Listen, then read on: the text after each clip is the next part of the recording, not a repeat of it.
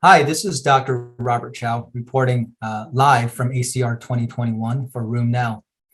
I'd like to share with you a really interesting and unique abstract on psoriatic arthritis that I ran across today.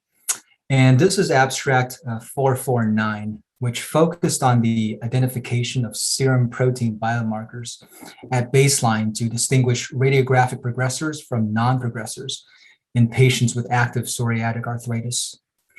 This study used two proteomic approaches in roughly 84 psoriatic arthritis patients in the SPIRIT ixekizumab trial. The first approach used a unbiased mass spectrometry, and the second approach used a pre-existing protein biomarker panel. Over 21,000 peptides corresponding to over 500 proteins were identified, and data from the two proteomic approaches were subjected to machine learning statistical analysis, which revealed a total of 103 candidate biomarker peptides corresponding to 69 proteins that could potentially discriminate psoriatic arthritis patients who will progress to radiographic damage from those who will not. In addition, the majority of proteins identified were inflammation-related peptides. They also found that clinical data alone did not adequately discriminate progressors from non-progressors. However, when clinical data was combined with candidate peptides, it provided improved model performance for this study.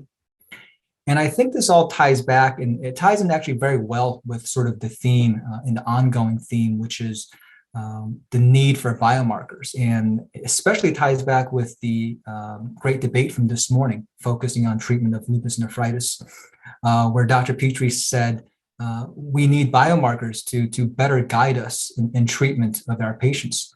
And perhaps with the correct targeted therapy based on the correct biomarkers, we can start treating patients accurately, aggressively, and initially versus our traditional sort of step-up therapy or addition of medicines or crossing off medicines off a checklist, if you will.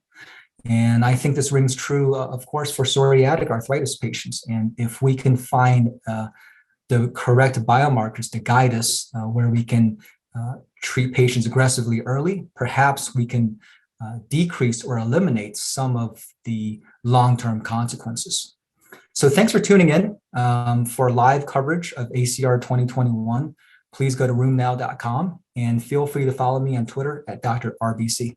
Thanks.